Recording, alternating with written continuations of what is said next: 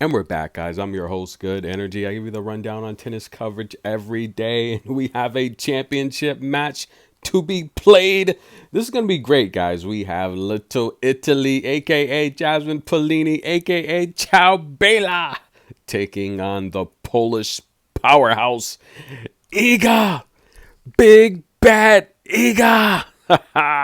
This is going to be great, guys. It's going to be a good match. But listen, the experts, the odds makers, are giving Jasmine zero chance to win this match. Iga is a 16. Let's just round up. She's a 17 to 1 favorite. That's right, guys. If you want to make $1, you have to wager $17. I think the disrespect is real, ladies and gentlemen. This is outright disrespect. Now, Iga does own the head to head 2 love. They've played twice, but Jasmine's a different player. And Iga did acknowledge that in her press conference. He said, that was a long time ago, and she's playing really well now, and so I have to game plan, and but yes, so it was a long time ago, and Jasmine is a different player. She's a top 10 player now, number 7, and there's a good chance she's gonna make Saudi Arabia. Listen, when you start throwing that kind of money at the WTA finals, people are going to start playing harder. It could change their lives.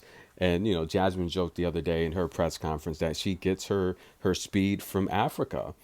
And look, I don't think she told a lie, right? But listen, guys, an amazing match today between Koko and Iga. A little bit more drama. And, we're seeing a pattern here where, chair umpires, they're doing a little too much when Coco's playing. And as someone that watches all these matches, and look, this used to be a huge Poland is by far Poland, in case you don't know, so Poland is a very big market on the channel. It's the second biggest market on the channel. There's a lot of Polish subscribers here. And you remember one time, at one point, Poland was the biggest market on this channel. See, a lot of people don't know the demographics of the channel. I get a lot of people that come here. They think they know what they're talking about, but they really don't. And a lot of people, very few people have listened to all 6,000 of my videos. But the reality here is I get a lot of people that come here. They look at the first couple videos on the channel and they think they know something, but you can't you can't speak to me about my channel. I know the videos that I make, so it's comical to me because people they'll listen to the first few videos, even the first or last couple of months, and think they know. Poland used to be the biggest market on this channel. Yes, yes, guys, that is a fact. We supported Iga, and look at all the players I said would be great. Elena Rybakina. I said, look, she's gonna be dominant. She is. Iga, I called it. She is. She's the world number 1, right? I called that. I told you about Jasmine.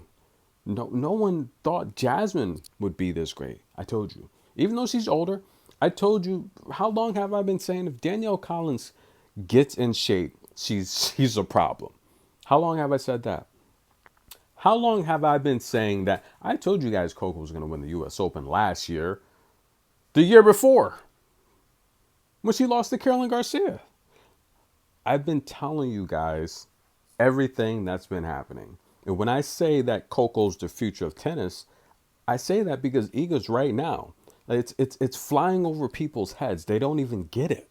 They're not even understanding what I'm saying. I'm saying Coco's the future because Iga's right now. But again, like Poland used to be the biggest market on this channel. I have all the demographics. I see where people watch my videos from. Okay, and Poland is still a big market on the channel. But if you guys follow the channel, there was a time where I was really supporting Iga. I was really backing her. I was giving you all the futures, telling you she's going to win this tournament, that tournament. Complete cash cow. We understand that. But if you don't know the story, I saw some things that made me question, like, what am I supporting here? If if you if you're better than someone, just go out and beat them. I don't support the little things here and there. When I start seeing these antics and these little things to get an edge, I'm like, maybe I need to take a step back before this blows up in my face and we wake up to some crazy headline one of these days, right? So That's really what it is. And people, if you can't understand that, then look, that's on you. But the reality here is I'm a fan of tennis. I love all the ladies. I support all the ladies. And I say this all the time. Look, if you can't have an adult tennis conversation, like, why are you here? There's no, I have all the demographics of people that watch the videos. There's no children here, right? There's no children here. So at the end of the day, whether you're number one, number two, number three, there should be a level of professionalism. There should be a level of intelligence to understand that you do not make it this far in life, and especially athletics, if you are not really, really good at what you do. And when I see the childish behavior, the childish comments, there's no place for that. And in case you guys don't realize, in terms of this channel, yeah, this channel's at least 5 to 6 times bigger than what you think it is. But the reality here is, I do not want a channel that's constantly bashing players, not acknowledging how amazing these players are. Like, for example, take a look at someone like Koko Gauff, who, in case you guys don't know, none of these ladies on tour. Let's just deal with the top 10, right? There's no one in the top 10 that has had more championships or made more slam appearances at 19 than Koko. Like, there's no other player more accomplished than Koko. This is why I say she's the future of tennis, right? You don't judge someone by the bad matches they have. You judge them by their track record and what they've produced at such an early age. And when I see people that are just extremely biased, and this is why we support this, because we don't want a false narrative. We want to promote the truth, and people don't know the truth. They don't know that Koko was the youngest teen to win the U.S. Open as a junior. They don't know Koko's a junior Fed Cup winner. They don't know Koko's an Orange Bowl winner. They don't know that Koko's a French Open junior champion. They don't know Koko's a former junior number one, right? They don't know that Koko has the most wins in master events as a teenager. They don't understand that Koko has so many records for her age. They never heard Serena say, look, I was never that good at 15 years old. She's super duper good, right? They don't understand these things. They don't know the statistics and all the records she has on the main tour, right? Because the casual fan listens to a media report that's false, right? You ever heard of fake news? There's a lot of fake news out there. And the average fan they've never seen Koko chase down a drop shot from 8 feet behind the baseline. They've never seen her chase down a drop shot, get up and return it. They don't know that Koko's the best defender on tour the last couple years. They don't know this stuff because they're casual fans. They don't actually know the numbers. So I actually give facts. I give things that have happened, right? They don't know that if you watch the tennis network, there's most of these people are from Europe. There's very few Americans on the tennis network. If you watch these matches and these live games, there's never any Americans calling these matches. And they will tell you the truth. They'll tell you the truth about how amazing Koko and these players are. And the problem is, a lot of people, they listen to clips on YouTube and they read reports where they're just trying to get a name. They're trying to get their story out there. And it's not truth. It's fake news. Anyone that watches tennis, you know how good Koko is, right? But we also know how good Iga is. Iga's really good. The problem is with the Koko Iga matchup is a lot of people, they really want Koko to beat Iga so bad that when she doesn't, they just think that she's a bust or something. She's not a bust. Iga's won the U.S. Open once, but she's lost a lot of other slams. So Iga is by far the best clay player as an adult, but she wasn't always that way.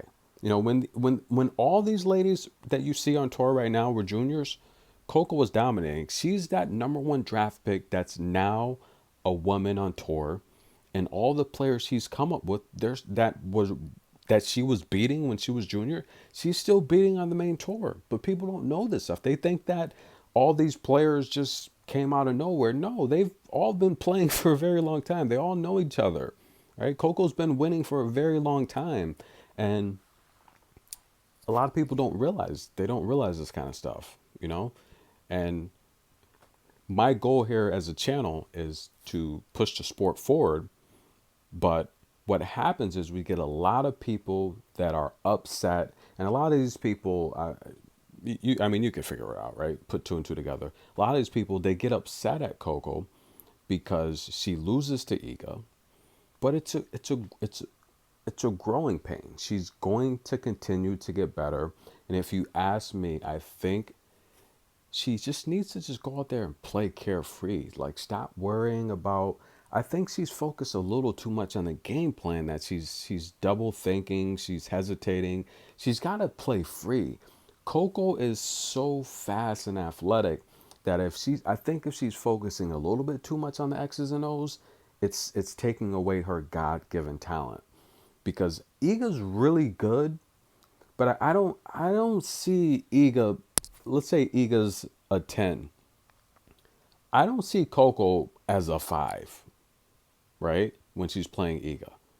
Because when Coco plays everyone else, she's a 10.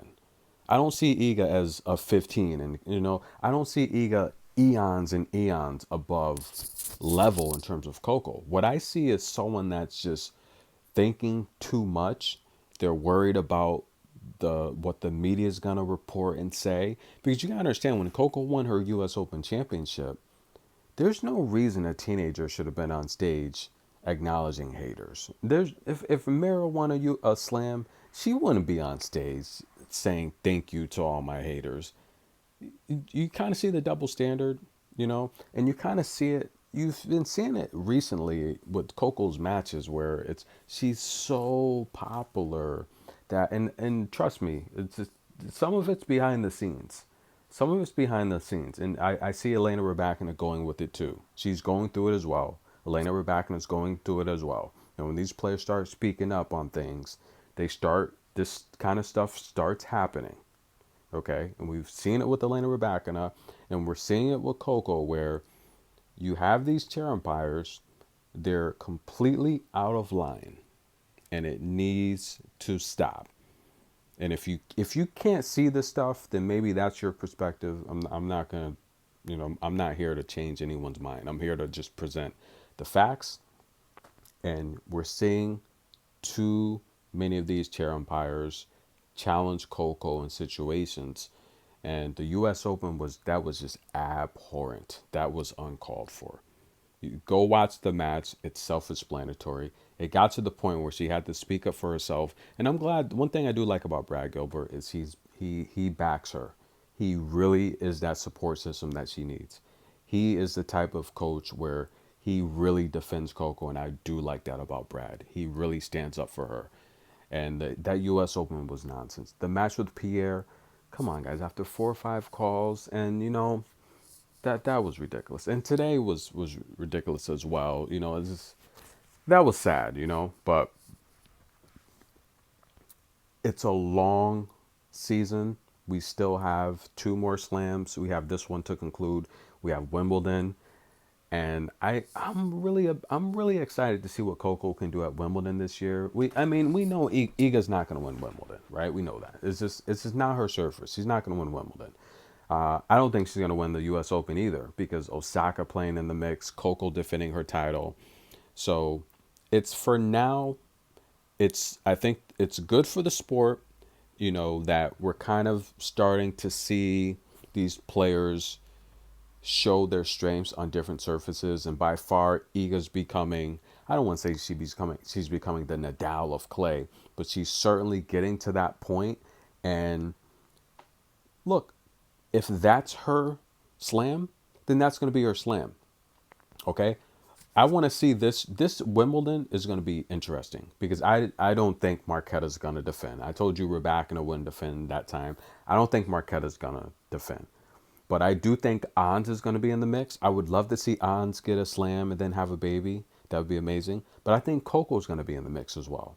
the U.S. Open, I think Osaka's going to be in the mix. I think Coco's going to be always in the mix.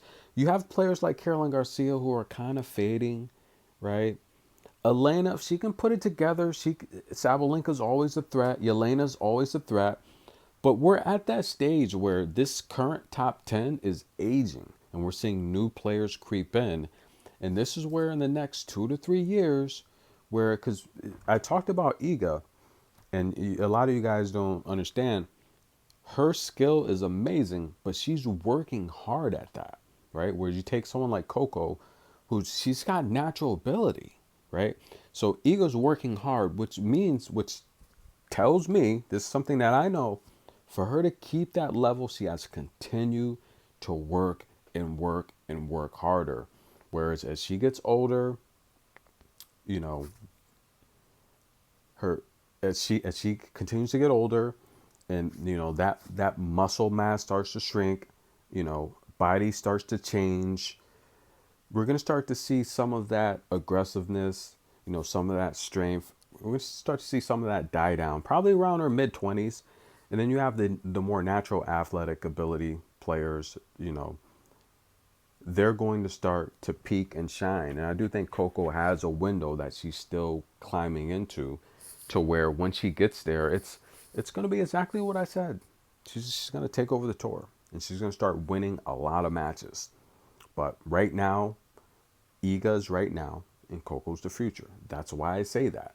Okay? You read between the lines and understand what I'm telling you. When I say the future, that means the future. Because right now is Iga. People that goes over so many people's heads. They don't get it. It's like, look, unbelievable. This matchup here is going to be a good matchup. All right.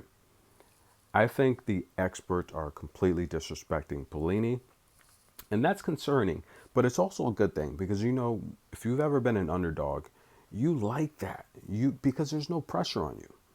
And again, with Coco, I feel she's got so much pressure on her mentally from the media and fans that want to see her win. Guys, when you're in the U.S. and you're coming behind Serena and Venus, that's a nightmare. There's so much pressure, right? So when we've been used the last 3 decades seeing Serena dominate, and we have the next best thing, which is Coco, it becomes nervous. It's nerve-wracking to know that you're following in this person's footsteps, right? So there's a lot of added pressure there. And if you don't think athletes experience pressure, you're wrong, right? There's pressure on Iga to win another French Open title here. There's no pressure on Paolini, though. I don't think there's any pressure because no one expects her to win. And those are the most dangerous athletes. Now, Paolini's going to play doubles with Sarah Irani tomorrow, Marta Kashuk, Gabby, Elena. That's going to be good. I do think Irani and Paolini will win that match. But Marta, another top-ranked junior, right? Another top-ranked junior. We can't take these ladies for granted. We have to appreciate them. We have to respect them. And we have to just continue to support them. All of them. They're all amazing. They're all a piece in this puzzle that we call the WTA, right? They're all a slice of this pie that we call the WTA. This is entertainment, but it's also watching the best female athletes in the world give their all night in and night out. And that's why I cover the sport. That's why I cover the ITF matches, to see who's next coming up, right? The 125s, the 250s. Because there's so much talent in this talent pool. And I think Paula Badosa said it best. Doesn't matter your ranking. If you're 80th or 100, anyone can beat anyone in any given day. And who's going to win this match, guys? Little Italy taking on the Polish powerhouse. Iga owns this head-to-head. True love, right? They've played twice. And Iga's dominated this head-to-head. Now, Jasmine did actually get, a bagel and a breadstick.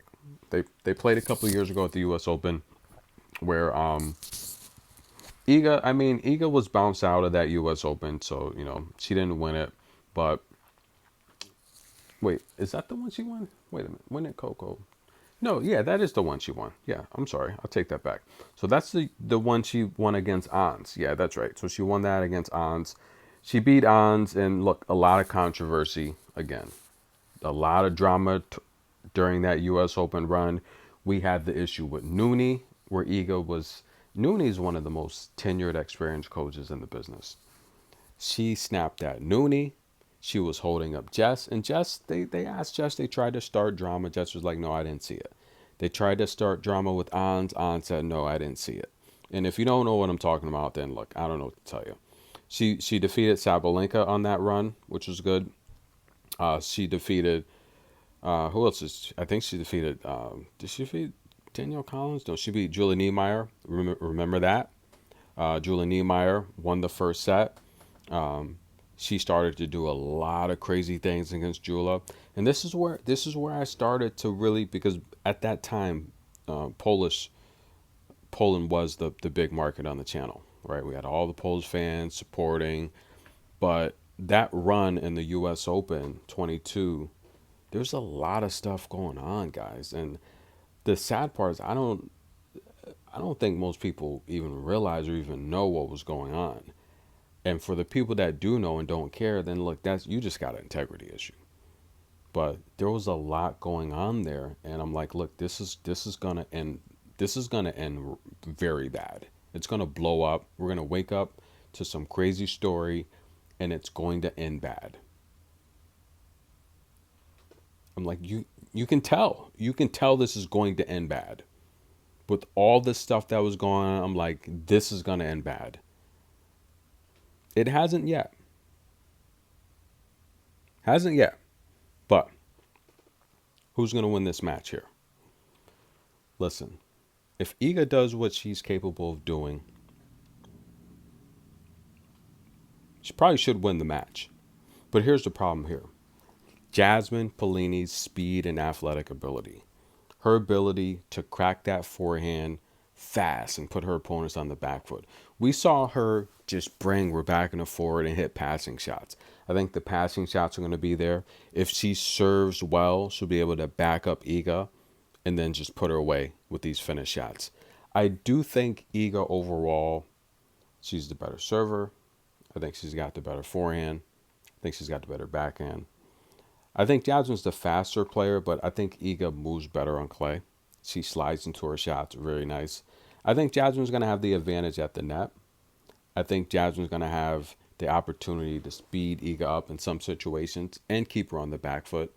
I think if Jasmine plays fast, that's going to be the only opportunity she has to possibly win service games in a set over Iga Swiatek. And I'm going to give you a pick, but that's going to come tomorrow, guys. So stay tuned for the pick tomorrow. I do, and I will say this, I think that Jasmine's being completely disrespected here. So stay tuned for the pick, guys. We'll be back. Tennis in a minute. Show some love. We'll be back.